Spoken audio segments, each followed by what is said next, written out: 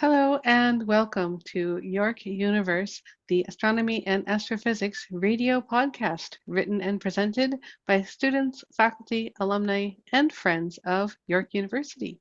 You'll find us now wherever podcasts are distributed. I'll be one of your hosts this evening.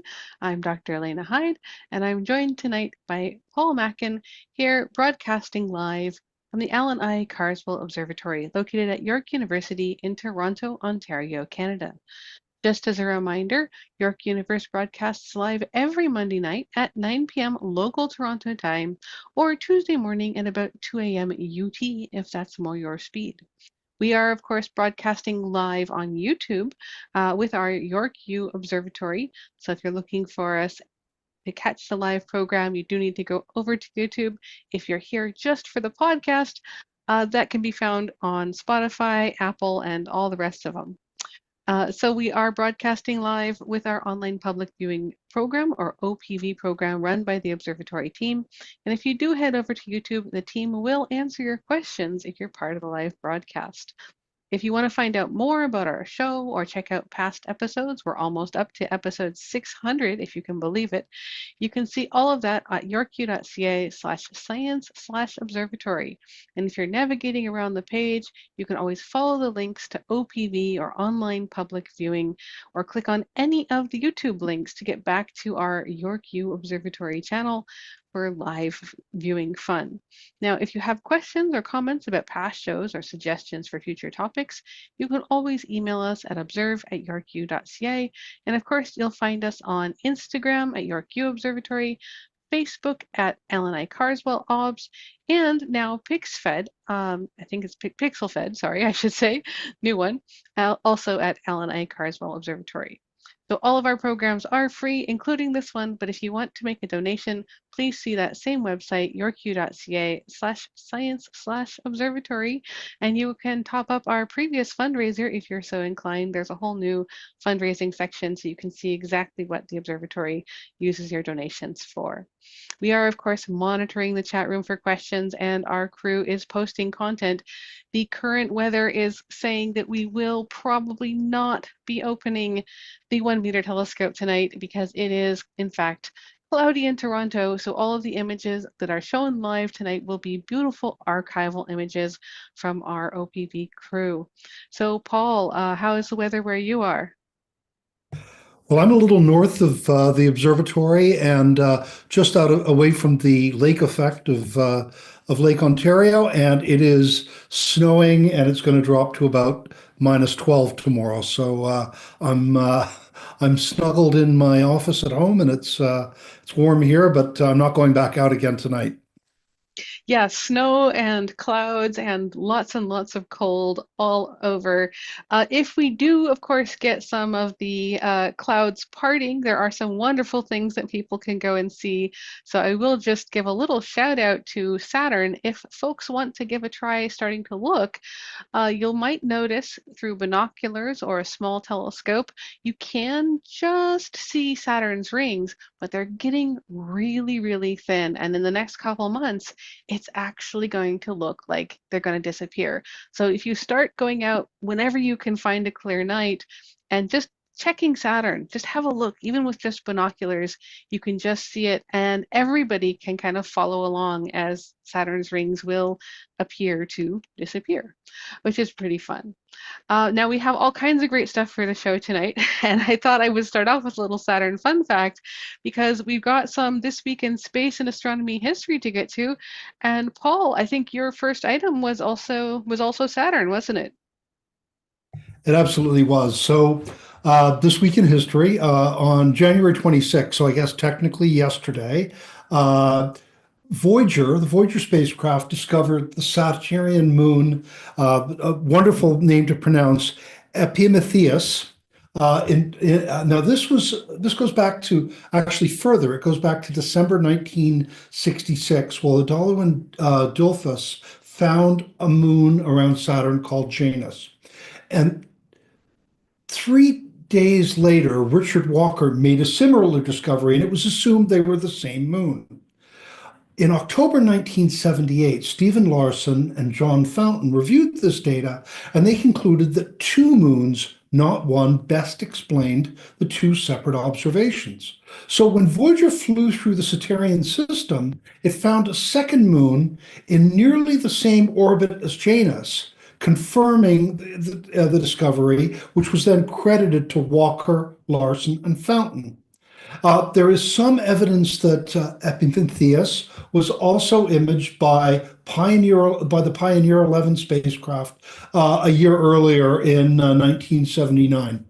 Interestingly, many of Saturn's moons have been discovered by spacecraft. It has a lot of moons, 146 at current count, and that's the largest number in the solar system. And what's really cool is that doesn't include moonlets, which I suppose is a huge number if you consider that the rings are made out of particles, each in orbit around Saturn. Some are bigger, some are smaller. So Saturn has, a potentially vast number of bodies in orbit around it. Absolutely. And it's just such an interesting story too, how, they originally it was 1966, right? Looking at the data on, I guess that would have been photographic plates. Oh, absolutely. Photographic plates and blinkers. They take two plates and they would look at one and then look at the other and blink back and forth between those two plates. And they were probably negative plates. So the sky was white and the objects in the sky were black. And they would look for an object to move. And that's how they determined, that's how Pluto was discovered. And that's how many moons of a number of planets were found.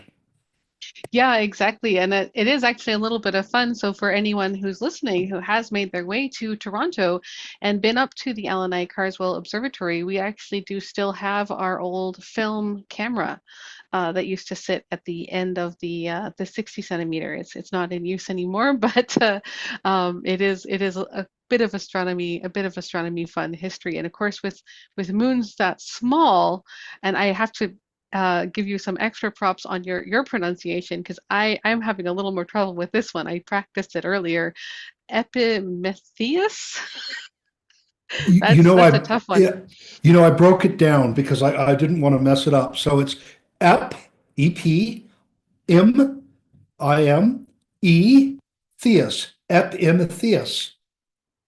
And of course, Janus, being substantially easier to say, are both so tiny, and being as they are so close, it's actually one of these interesting systems. It's called co-orbital, where you have two or more things orbiting at the same or very similar distances from their primary. So they're kind of in a one-to-one motion resonance. And that is one of the reasons why, of course, the orbit would be really tough to untangle. And when we Yeah, say these things are small, I should just say we're now talking about something like 100 kilometers of a smushy space potato rather than thousands of kilometers, right? yeah, they're very small, and it's interesting. The reason you've got it exactly right. The reason they thought it was one moon was because they didn't actually believe that you could have co-orbital satellites. We now know that they're, while rare naturally occurring, they do naturally occur. Yeah, and there's some interesting things out there. I'll give a little shout out to the rebel piles that are floating around. But before we get too far away, I will just say that it is a very fun moon, and of course Saturn and Jupiter have had a bit of a contest going for many years as to which planet actually does have the most moons because they're always finding more. Of course, Jupiter has up to 95 moons, so Saturn is obviously winning. But because they're still finding more, and because, of course, Uranus and Neptune are so unexplored, it is still a contest ongoing. So if you want to try to find a moon around one of these, I guess get out your blinkers and have a go because there's a lot to be found still. All right. So going around and finding things is really fun. I love the old Saturn stuff. I am going to actually take us to something totally different, but also a really, really cool discovery. Oops, let me make sure I'm in the right place. I didn't accidentally mute myself. So the actual cool discovery that I wanted to fast forward to is pretty recent. It's at least comparatively. Back in 2006, on January 25th, 2 days ago, 2006, I guess it was a while ago, but it doesn't feel that long ago. That's what counts. So, an exoplanet was detected around a red dwarf star.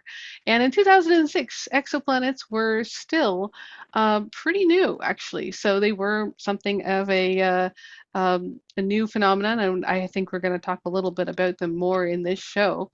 But this was an interesting system in a lot of different ways. And in 2006, when they actually detected the exoplanet around a red dwarf star, and this is a star that would be smaller, longer lived, and probably a bit less stable than our own sun. So its planet could potentially be really, really old, which is cool.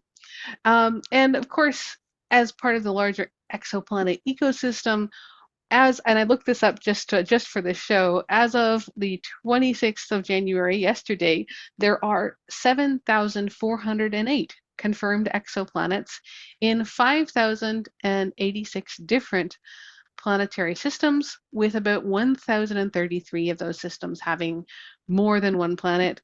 And I will just say that we can see, because of course, these are still only the ones that we've actually been able to confirm and detect, and planets are really, really hard to actually detect. So this planet has a really tough name. So I will start off by saying it is called Hoth by NASA casually. Its official name is Ogle 2005 BLG 390LB. And we're going to call it Hoth for this particular broadcast for that exact reason. And it was announced, of course, in January, and it was detected using a really cool method, something called gravitational microlensing. So it was orbiting the red dwarf star, and they were able to actually see the effect from gravitational microlensing. And this is actually coming from what we call gravitational lensing, where light can bend around things that have a high force of gravity.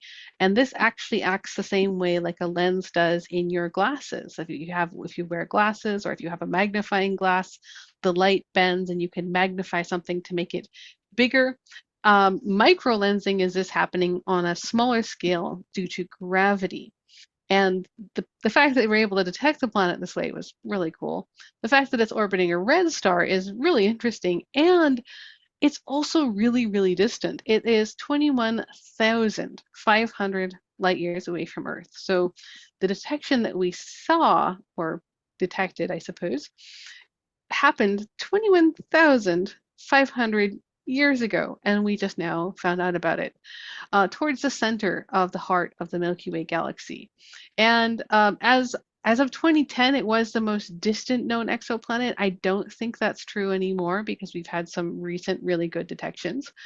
Its mass was about 5.5 times greater than Earth, which is really small for an exoplanet. So prior to this discovery in 2006, there were only a few exoplanets with comparatively low masses. We mainly detected things like hot Jupiters very close to their sun, or are things that were much more massive, very close to their parent stars, because those are the easiest detections to make. This planet was really interesting in so many ways, and it doesn't seem like it would be very hospitable because, of course, red dwarf star, very unstable. It was estimated to have a relatively wide separation, so about 2.6 AU away from its parent star. So if you can imagine a star smaller than our sun with a planet larger than Earth, farther away than Earth is, that's kind of the system that you're getting the picture of. And due to the wide separation and the dimness of the star, of course, red dwarf stars are much cooler. This planet is probably, and again, this is due to some estimates and a lot of calculations, so yet to be confirmed, it might be one of the coldest exoplanets that we know of. So this Hoth-sized planet gets its name because we think it's super, super cold. We think it's a super Earth, so 5.5 times the mass of Earth, but very, very icy. And of course, orbiting that star all the way out 21,500 light years away, near the center of the Milky Way, actually is really interesting because the center of the Milky Way wasn't originally thought to be super friendly to planet formation. So we actually know a planet out there now. It's also one of the more distant planets. And of course, the discovery with the gravitational lensing took place through some really interesting methods. So this was actually, I just have to give a shout out to the telescope. It's got a whole sort of consortium behind it. The Planet Survey used the RoboNet, or Robotic Telescope Network, and the Planet Survey was the survey for probing lensing anomalies network. And this is because I guess astronomers are bad at making making acronyms, so the net was the whole part of the acronym there. And of course, optical gravitational lensing and microlensing observing, um, MOA, microlensing observing in astrophysics, made a joint discovery or a joint announcement of the discovery. And very, very exciting, really, really odd. It doesn't appear to meet the conditions for life, or I should say, the conditions presumed necessary for life. However, of course, being in this very, very unusual situation near the center of the galaxy, we really wouldn't know unless we went there, and it's very, very, very far away. So I thought it would be fun to go out and imagine the icy super Earth Hoth. And if you were there, I will just give an extra shout out. We're talking about gravitational lensing. The gravity on this planet, if it's 5.5 times the mass of Earth, would really stick you to the surface. So even if you were able to survive extremely cold temperatures, and they estimate the temperature might be around only 50 Kelvin, which is 50 degrees above absolute zero. That's negative 220 Celsius or negative 340 Fahrenheit. This would be super, super cold. So things that are gases or liquids on Earth would be solids on this planet. Ammonia, methane, nitrogen, they could all be frozen solid. Unless, of course, it had a really, really strong greenhouse effect, which would be a totally different story. So it's all very interesting stuff. And I love this. I love the planet, and I love that it was discovered this week so I could talk about it. It's interesting because I love the name Hoth, which is, of course, from The Empire Strikes Back. It's the Star Wars movie where the rebels escape to after the events of Star Wars One. And my Hoth story is this: I have been to Hoth. Hoth was filmed in a place called Yalo in Norway, and I lived in Norway for a number of years. And a friend of mine had a cottage pretty close to where they filmed that movie. So it's not quite as cold as -50 Kelvin, but it's on a glacier. It's pretty darn cold. But that's a great story, and I always love the sense of humor that the NASA scientists bring to their work, and doing things like naming this after that fictional but also real place. So that's fantastic. Yeah, it sparks the imagination. And yeah, 50 degrees Kelvin, only 50 degrees above absolute zero. That would be pretty cold. I don't think we've gotten to that low of a temperature. Like I know there's a lot of superconducting substances that love very cold temperatures, so there are labs that try to get there. But yeah, it's a very, very different type of chemistry and interactions that you would have if it really is that cold. And of course, gravitational microlensing being a really different technique, at least one that is somewhat more recent. You can't directly see the planet, but you're looking at the distant light from the star bending due to the gravitational field of a foreground star and its orbiting planet. And so you get unresolved, distorted images that you then have to put back together. So if you ever see any pictures of what purports to be Hoth, you can be sure that it is an artist impression because this one they definitely don't have pictures of. There are a few planets that they have been able, or I should say exoplanets in other systems that they have been able to image directly, but not very many. It's a tough job. So yeah, it's very, very fun. And of course, great discovery. Now, I think we're going to change gears a little bit. Uh, things that I suppose we can get there by saying things that help discoveries might be rockets, and that would get us to your next item, Paul. Right, you are, yes. Going back to 1921, 100 years ago, as of tomorrow, 104 years ago, as of tomorrow, American rocket pioneer Robert Goddard began research into liquid rocket fuels, and he'd been working for 3 years on gunpowder and other solid fuels for rockets. Now, this may not sound like the biggest deal, but it fundamentally changed how we approached rocket propulsion. While solid-fueled motors did make a comeback in various launch platforms, liquid fuel has been the standard since then. Now, Goddard paid $10, which was probably a lot of money in 1921, for 2 gallons or 8 or 9 liters of liquid oxygen in a container. And he used a mixture of that and gasoline in his experiments. His first liquid fuel rocket launched about 3 years later, and it only reached a height of 12 meters. But the same approach was used 20 years after that by the German military with their V2. And the V2, everyone knows V2s, but V1s and V2s were vengeance rockets. That's where the V comes from. And those used a combination of ethanol and liquid oxygen for fuel. Of course, at the end of the war, that technology was appropriated by both the Russians and the Americans in their embryonic space programs, ultimately leading to the space race in the 1950s and 60s. Even the mighty the Saturn V rocket, which put humans on the moon, used technology descended from Goddard's approach. In that case, the first stage was being fueled by kerosene and liquid oxygen, and the upper stages by hydrogen and liquid oxygen. Again, following the evolutionary arc here, there's definitely an evolutionary arc to all of this. The upper state approach with hydrogen and oxygen was incorporated into the space shuttle design, but they also brought back the solid fuel on the form of strap-on boosters on the side, which got the shuttle going off the pad. And then, a couple of minutes into flight, basically it had enough momentum that the liquid fuel system could get it into orbit. The solid fuel approach proved problematic, though, and it was partly responsible for the loss of the Challenger shuttle. In fact, it was mostly responsible for it.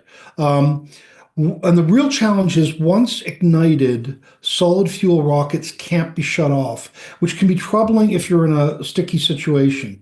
So once the shuttle retired, modern rockets have, for the most part, reverted to Goddard's approach. Not the fuel mix, but the approach. The Falcon 9, New Glenn, Ariane, and Peregrine rocket systems use kerosene and liquid oxygen. And the SpaceX and Super Heavy and Starship, which are just coming into use now, we've had 7 flights, I think. The most recent one just a couple of weeks ago, use liquefied methane and oxygen. And that's a new approach. And that's actually going to be kind of important for Mars exploration because it's a fuel that you can manufacture on Mars, methane. But they use methane, liquefied methane and oxygen. But all of these approaches go directly back to experiments Robert Goddard undertook 104 years ago. So it shows you that while we've come a long way, the fundamentals that he put in place were golden. Oh, absolutely. And it's really interesting too. You mentioned the methane. That was published in gosh, what was it, the 60s or 70s? Robert Zubrin's Case for Mars showed actually how to a basic how-to guide on distilling that from the Martian atmosphere. And that was before they even knew that there was water to deal with. So it is really, really fun stuff. And as you say, the fundamentals do go all the way back, and the history of the rocket development is so fun. If folks have time, I definitely recommend to read up on some of the early rocketeering and sort of experiments that were happening around early versions of JPL. There's a great quote from, I think, the 1936 rocket team that set up in the US in California, and they had chosen a location that was outside of Pasadena, not very occupied. And the quote is, they chose a location because there they most likely would not kill anyone except perhaps themselves.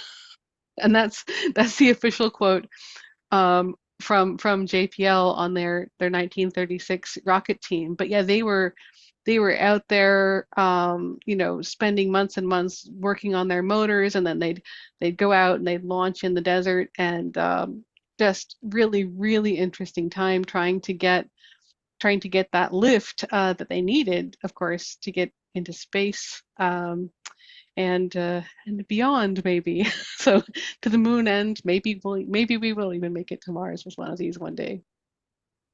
Yeah, it's incredible. There's a lot of great books about this, but one thing I would recommend if anyone is interested, there's a really fine movie, and it's a semi-biographical film by one of the engineers who worked on the space shuttle development, and it's called October Sky, and it's about, just as you just described, Elena, it's about a bunch of kids who didn't really want to blow things up, but they were rocket enthusiasts who entered a science fair in what is now West Virginia, and they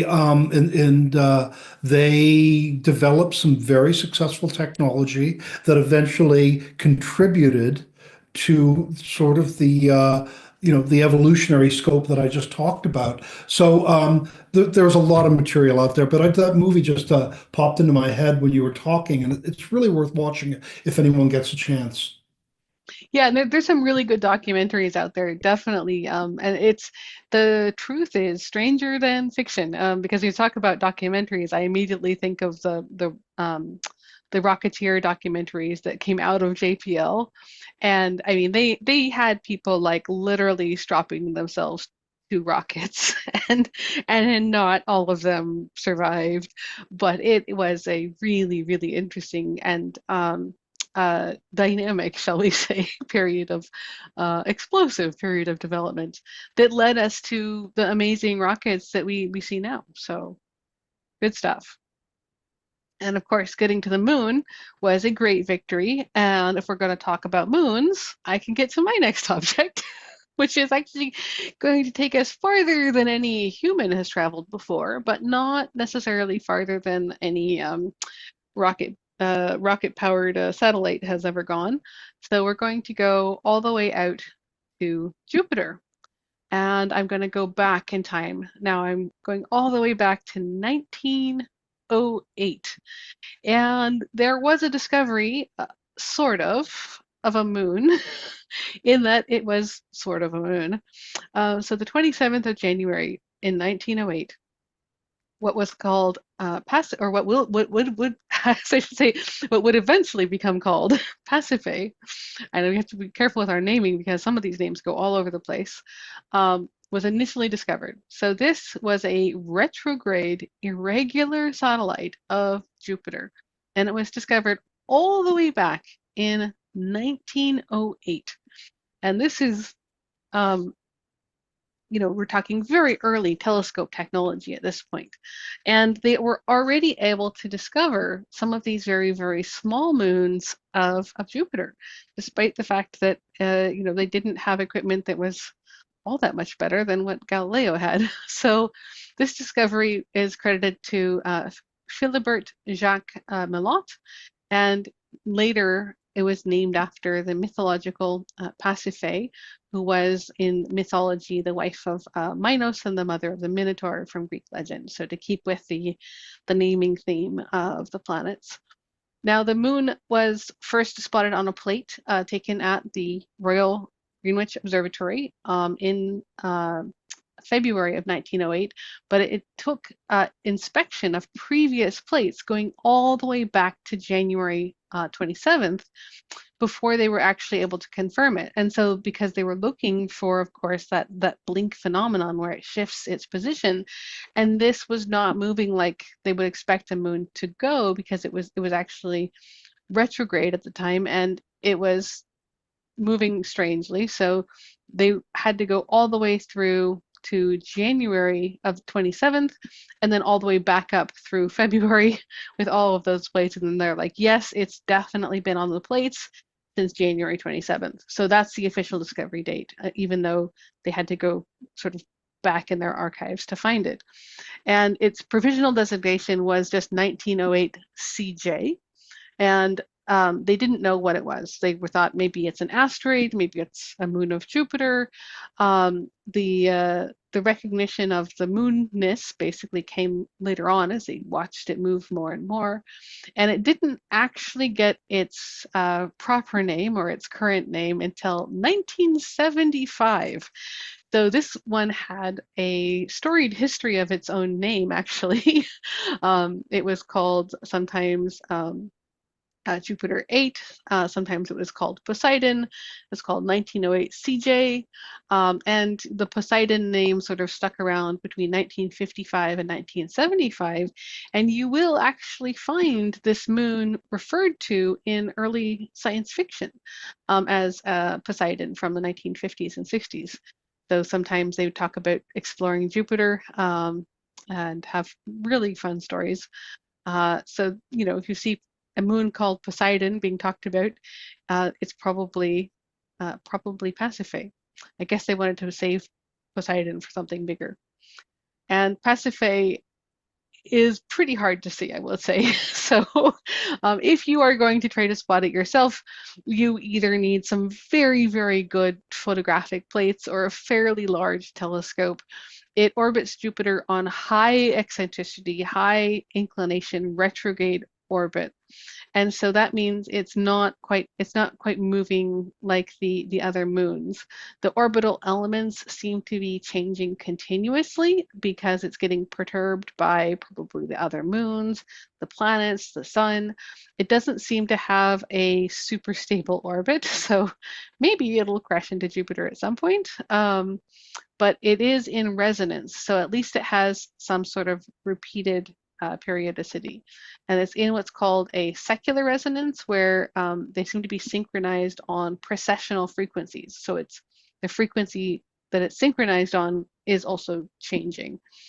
So it's only got a diameter at about 58 kilometers. It's one of the largest retrograde and the third largest irregular satellite for Jupiter, and it's just an oddity. It could be a captured asteroid. It's suspected that perhaps, it was flying by, just got a little bit too close to Jupiter, and then sort of couldn't escape anymore. It's been imaged more recently by the Wide Field Infrared Survey Explorer, so WISE, and they've got some nice little videos showing it going through, and it is very, very, very faint. So it really brings in just how impressive this 1908 discovery really was. And it is a fun one, of course, if you're interested in asteroids, but it does go to show just how I suppose dynamic and unstable some of these things can be. And of course, finding more and more of these smaller irregular objects, or as we like to call them, sort of space potatoes, because they're far, far too small to have circularized. They have very strange irregular shapes. And being able to find more and more of those out in the solar system in general is a good thing, because those of them that are not tied to Jupiter could be roaming free, and if they're Earth crossing, we do want to keep an eye out for them. So it's a fun one, and of course it is. As a suspected asteroid in origin, if we ever do get out to image it on higher, I suppose slightly, we get a new Jupiter. Maybe JUICE will image it. I'm not sure actually. So JUICE is the next imaging campaign headed out towards Jupiter, and it should be pretty fun. But if we're able to get some real good pictures of it, of course, these kinds of very, very small objects, not a planet, not a comet, um, you know, sort of following along with Jupiter, but in a very strange way. There are other asteroids and seemingly captured asteroids following Jupiter in various ways. So it's part of kind of a group. And, maybe it'll be something that you could put a very, very small space station on or something at some point. But maybe not. It seems quite unstable. It's But it interesting did. because, sorry, Oh, yeah, go ahead. it's interesting because there are spacecraft going back out there. I mean, and they will be able to do some imaging. But I find it fast, and JUICE is certainly one. It gets there in 2031. But I find it fascinating to think that it wasn't that long ago. Really, it wasn't 100, early the last century, that Jupiter only had 8 moons, and now it's got 96. It shows you how very far we've come and how much our imaging technology and also spacecraft have what a difference they've made over the last, 120 years. Oh, yeah, and that's very much the case, that the more we're able to find things, the more of them we're finding, be it asteroids or comets or exoplanets, or moons, actually. So all of these things are out there, and I was just actually checking. Yeah, JUICE is flybys for 2024 were lunar Earth, and this year it's supposed to get a flyby of Venus, and then next year it'll fly by Earth again. Um, and then in 2029 it'll come by Earth like one more time and be out at Jupiter in 2031. So it's got a ways to go. Um, but yeah, very, very fun mission. Absolutely. And of course, being able to find more of these objects in all cases really fills out some gaps, because it's not just that there weren't any, asteroids, in between the asteroid belt and Jupiter. It's just they tend to get captured by Jupiter if they get too close. They're pretty fun. All right, so going back to some technology that might help us get out to Jupiter, I suppose, things that can help us get places. That'll get us to your next item, Paul. Right. So this was actually an amazing week in history, if you think about it. But I'm going to stick with the theme of space technology rather than astronomy per se on this final history item. On January 31st, 1974, NASA launched Apollo 14 with astronauts Al Shepard, Stu Roosa, and Edgar Mitchell, and they were going to the Fa Mauro Highlands, which was intended to be kind of the first geology mission on the moon. The mission had a couple of unique things going for it. First, it was the recovery mission after the very near disaster of Apollo 13, where the ship was badly damaged and the crew was nearly lost, but it was, a successful failure. They got them home. There was a 20-month gap between those two missions while NASA analyzed what caused the accident on Apollo 13 and then redesigned a couple of key systems to avoid such issues going forward. But second, the choice of Alan Shepard was controversial, as he was the oldest astronaut to fly at that point, and he was 50 years old. And we've had astronauts fly into their 70s now. He was also the first American to fly in space in 1961. He did a suborbital flight on the very first Mercury mission, but he'd been grounded due to a problem with his equilibrium stemming from an issue with his inner ear and had experimental surgery, which eventually resulted in him returning to flight status.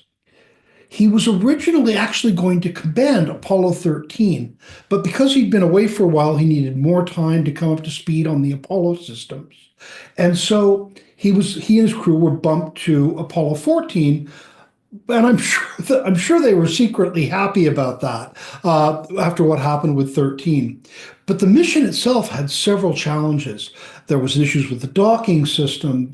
The landing computer started behaving really weirdly as the ship was coming in for a landing. They had like a cart, like a shopping cart they could pull along with gear on the surface of the moon that didn't work very well.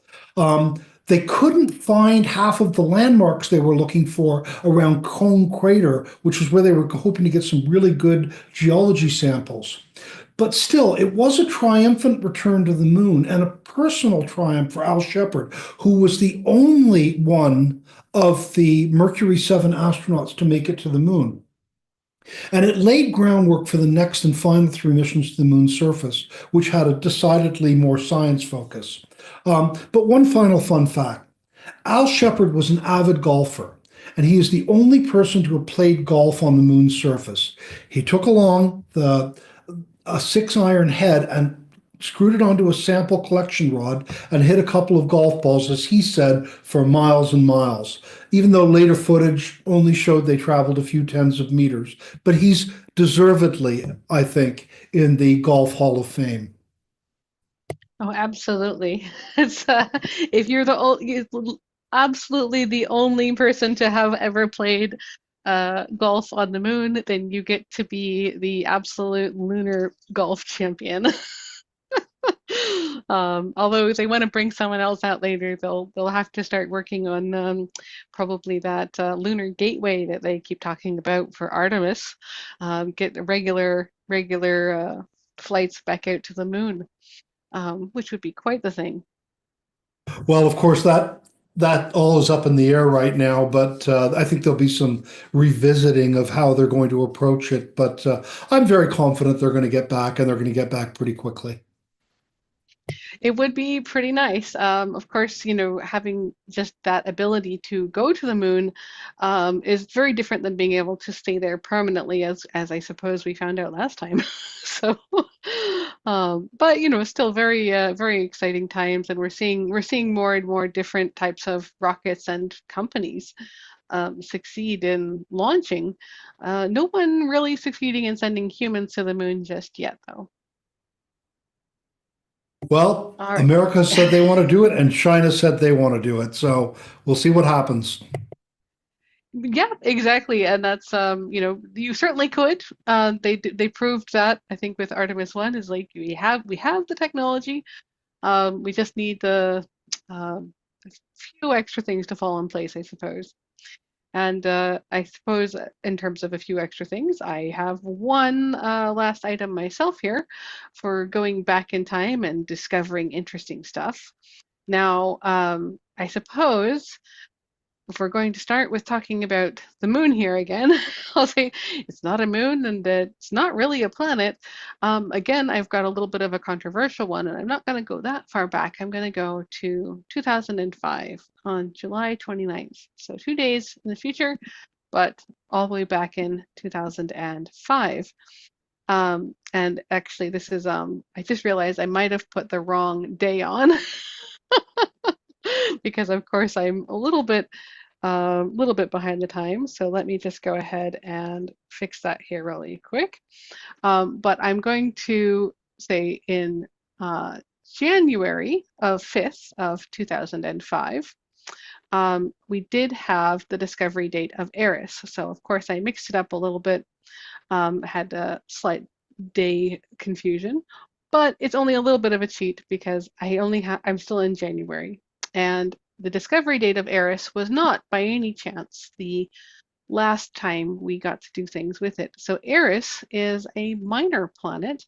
It's the most massive and second largest dwarf planet in the solar system. We think that it's actually more massive than Pluto. And this was one of the things that I think probably led to Pluto being sort of demoted with great fanfare and much ado. But it turns out that there are some really large things out there in the icy outer solar system. So after the discovery of Eris was announced, and this was a little bit of an interesting time because Eris was announced the same day as Mekmek and 2 days after Haumea, and this was partly due to the events that were sort of leading to some controversy about Haumea later. And these large or potentially large icy outer solar system objects were part of a search for the icy outer solar system bodies because lots of people have been looking to see what is the next Pluto or would there be one? And finding large things, larger even than Pluto, and several trans-Neptunian objects or objects that can go inside of the orbit of the planet of Neptune, like Pluto does sometimes. This means that, of course, we now have kind of a new class of objects. So this is what's called now dwarf planets, and we've got several. We've got Quaoar, Orcus, Sedna, but Eris is the most massive, and this is interesting. It's the most massive, but it's only the second largest. And this is a strange one. So it's a trans-Neptunian object, so it can go inside the orbit of Neptune, and it's has a high eccentricity orbit like Pluto does. It's in the scattered disk sometimes, like Pluto is. And it was discovered in January of 2005 by a Palomar-based observatory team. And this was led by astronomer Mike Brown, and it was actually verified later that year. In September, it was actually given its name, and Eris is the name of the Greco-Roman goddess of strife and discord. This was the ninth most massive object orbiting the sun, and more massive than Pluto. And this was a bit odd. So it's the 16th most massive overall in the solar system if you count the moons. And it's the largest known object that has not been visited by any spacecraft at all. It's been measured at about 2,300 kilometers in diameter. It is tiny compared to Earth, so it's only 28% of the mass of Earth, but it's 27% or more massive than Pluto. And this is strange because Pluto is actually slightly larger by volume. So Pluto is fluffier or icier, almost certainly icier.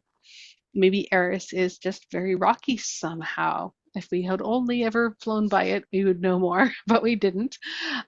Both Eris and Pluto have surface area that's comparable to the surface area of Russia or South America here on Earth.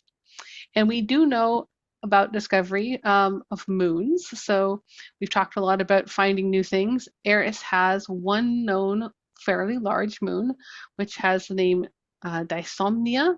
And in February of 2016, Eris's distance from the sun was way out there. It was more than 3 times that of Neptune or Pluto.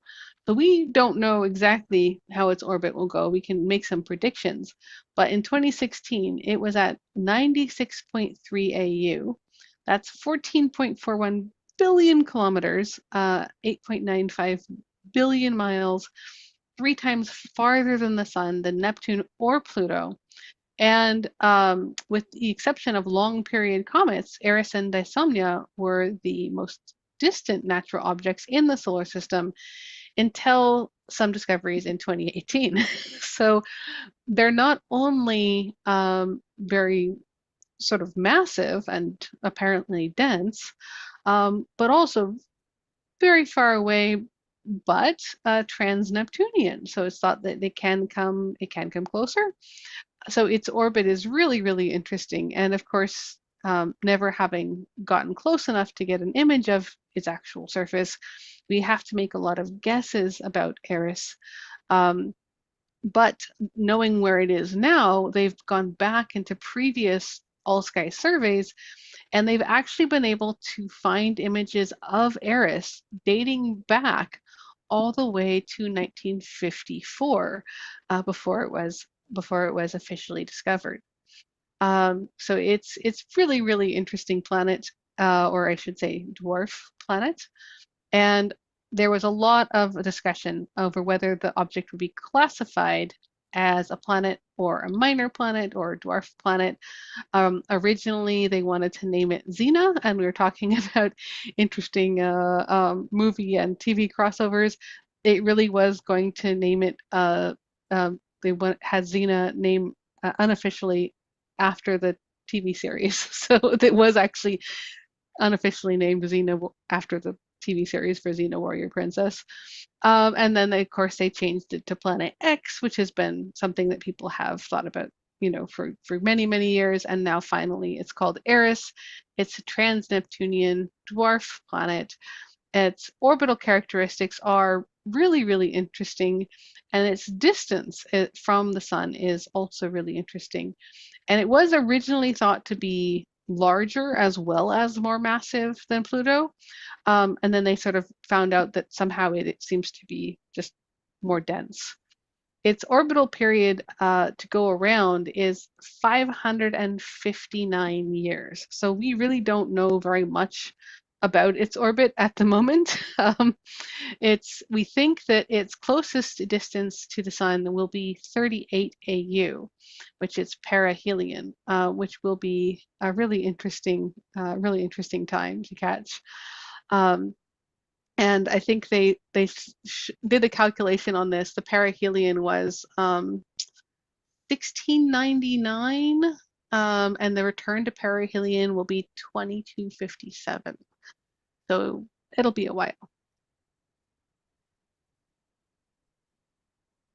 They'll keep finding those dwarf planets out there, and of course, there's the big search for Planet X as well. And I think as the Vera Rubin telescope comes online this year, there's high hopes Yes. that that might put that whole Planet 10 or Planet 9 issue to bed, one way or the other. I think we're gonna keep finding them, and it is funny to me that, of course, they tried to name this one Planet X just to get it done with.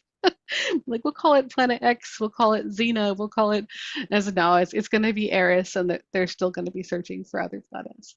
But let's see if we can get to your news item while we're rounding off the show here.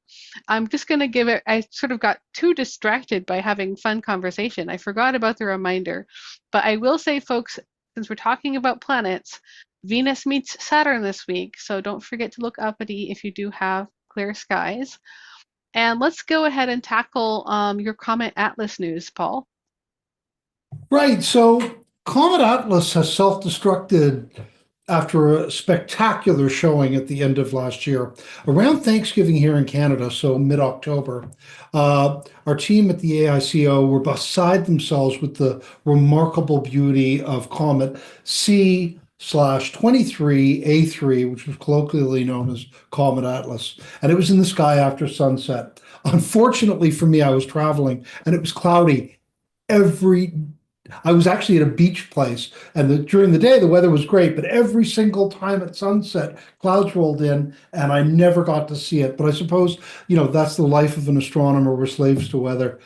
Um, as one can tell from its formal name, the comet was discovered in January 2023. Its orbit was deduced sometimes later. Now, comets are small rock and ice bodies that can come very close to the sun. Now, this one, estimated at less than 4 kilometers in diameter, wasn't just coming close to the sun, it was coming dangerously close to the sun, just about a quarter of the mean distance of Mercury. So it got to 14 million kilometers, or about zero point 0.1 AU, with an AU being the mean distance from Earth to the sun, on September 27. Now, thinking about it, a small icy body, and the ice and dust, come from in the tail, come from that icy body hit by solar wind, coming close to the sun. That's got to be a high risk situation. And many felt that the comet would not survive. It did make it around, And so a couple of weeks later, we had this great treat in the evening sky. So spectacular was it that NASA dubbed Atlas the Great Comet of 2024.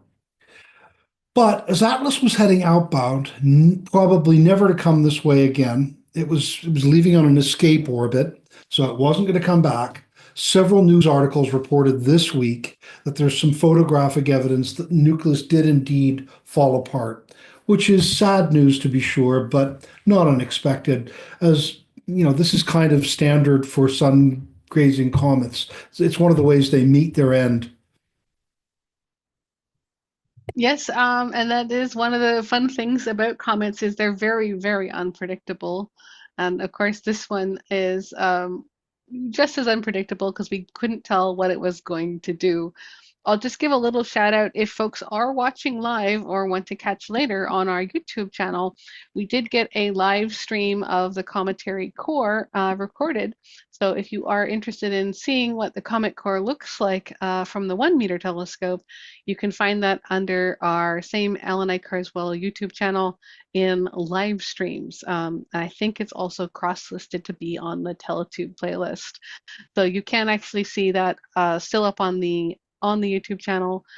It's very fuzzy, as are all comets, and just like you'd expect, very, very unpredictable. It's more rare to have, I suppose, the predictable comet situation than it is to have something like this, which came in, and of course, actually, Australia got an amazing show, and then proceeded to have almost entirely cloudy weather throughout all of Canada.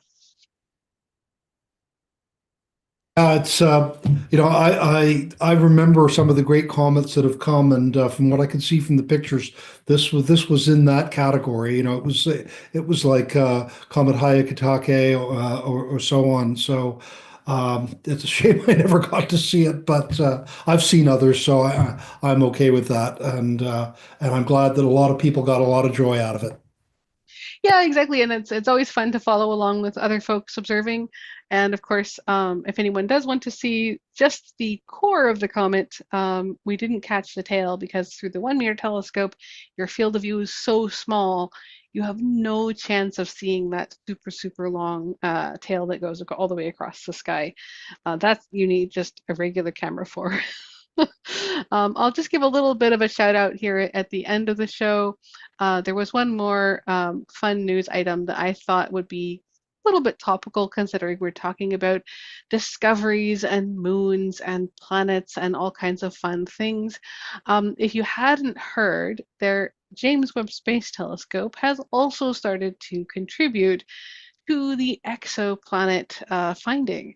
And new observational data from the James Webb Space Telescope found something of another really new kind of exoplanet. This is something what they're calling a super Venus. So there have been, as we've said before, thousands of exoplanets confirmed, but this one is a little bit different. It falls in the range between Earth and Neptune, maybe more Earth-like than Neptune-like. And, astronomers have always debated about, are these Earth-like rocky planets or Neptune-like icy planets? But this one seems to be some sort of super Venus. There's a lot of carbon dioxide in its atmosphere, which they were actually able to detect. And it looks like a really fun one. So if you hadn't heard about the newest James Webb Space Telescope planet discovery, and we've been seeing all kinds of beautiful galaxies and things from them, but this is a new exoplanet. It's a pretty fun one, and of course, we're also looking forward to the Gaia data, which has just finished its data run, contributing something like they estimate another 10,000 planet discoveries. So this is very much a good time to be out there looking for fun and interesting things in exoplanets and beyond. Well, of course, as you and I were discussing, Dr. Hyde, the hypothesis that there is a hypothesis that every star, or nearly every star, has a planet. So we've got many, many, many decades as the technology gets better, of more and more exoplanet discoveries ahead of us. And I've personally that's extremely exciting to me. Oh, yes, absolutely. And I think on that really good note, we'll go ahead and end there and hope that we do continue to find really fun exoplanets and asteroids and comets all over the place. And we'll say thank you to everyone. You have been listening to York Universe, the Astronomy and Astrophysics program, written and presented by the students, faculty, alumni, and friends of York University.